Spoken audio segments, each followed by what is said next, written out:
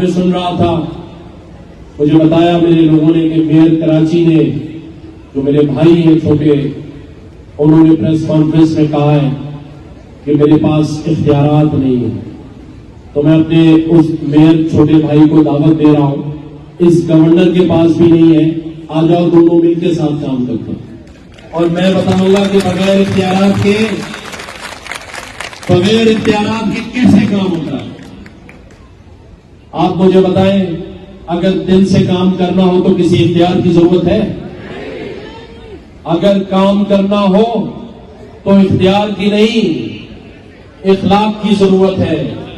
एक दूसरे के साथ खड़े होने के लिए कोई इख्तियार नहीं चाहिए होता। लेकिन फिर भी मैं अपने मेयर कराची भाई को कह रहा हूं, जितने इख्तियार चाहिए लिख कर ले आओ और आकर मुझसे साइन करा लो। बहैसियत आईनी सूबे के सरबराह की हैसियत से मैं आपको इख्तियार दे दूंगा, बाकी मैं जानूं और बाकी लोग जानूं।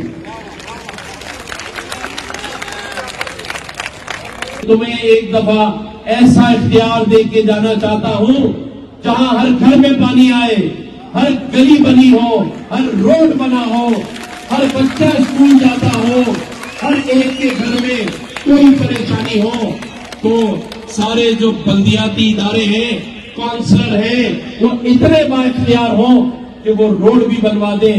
गटर में गिरकर बगैर ढकने के कोई बच्चा उस गटर में मेन हॉल में ना गिरे। सारे इख्तियार दे लो, मैं देने के लिए तैयार हूं।